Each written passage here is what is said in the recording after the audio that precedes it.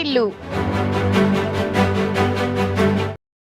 ఆకుపచ్చ నీలం రంగులు కనిపిస్తే కూటమి ప్రభుత్వానికి దడ.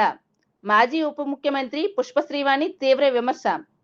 పార్వతీపురం, మన్యం జిల్లా కురుపాం మండలంలో ఆకుపచ్చ నీలం రంగులు కనిపిస్తేనే కూటమి ప్రభుత్వానికి దడ పుడుతుందని మాజీ ఉప ముఖ్యమంత్రి వైసీపీ నాయకురాలు పాముల పుష్ప శ్రీవాణి విమర్శించారు.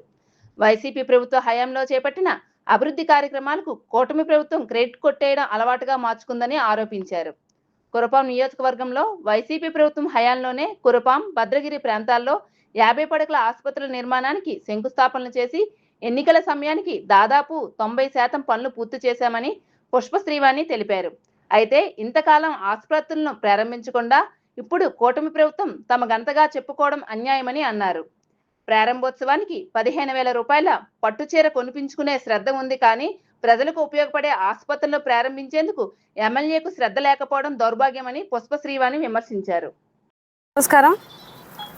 ఈరోజు ఈ ప్రెస్ మీట్ పెట్టడానికి ముఖ్య కారణం, ఏదైతే నిన్న కురుపాం సిహెచ్సికి సంబంధించి అదనపు బిల్డింగ్ కానీ, అలాగే భద్రగిరి సిహెచ్సి హాస్పిటల్ కానీ, నిన్న పార్వతీపురం మన్యం జిల్లా ఇన్ఛార్జి మంత్రి గారు, వ్యవసాయ శాఖ మంత్రి గారు అచ్చెన్నాయుడు గారు వచ్చి ఈ 2 హాస్పిటల్స్ని కూడా ప్రారంభించినటువంటి అనంతరం మంత్రి గారు మాట్లాడుతూ కొన్ని వ్యాఖ్యలు చేయడం జరిగింది.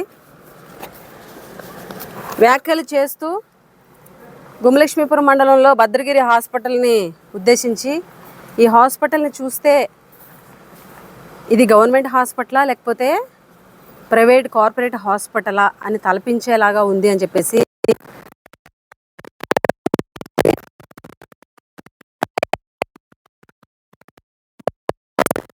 ఆదివాసీలకి అంకితం చేస్తున్నాము.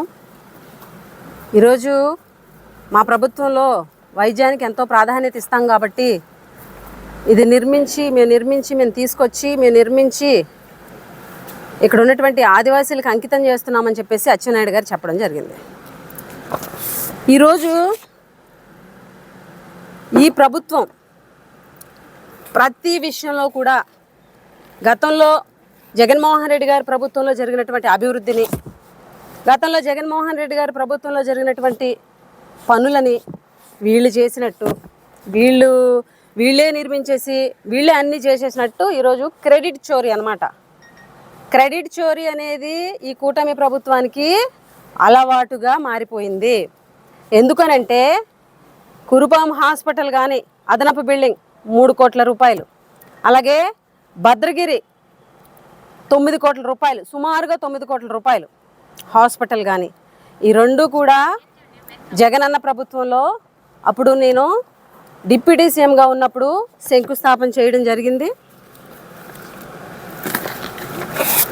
ఒకసారి చూడండి, 2020 నవంబర్ 19న ఇక్కడే ఈ ప్లేస్లోనే శంకుస్థాపన చేయడం జరిగింది.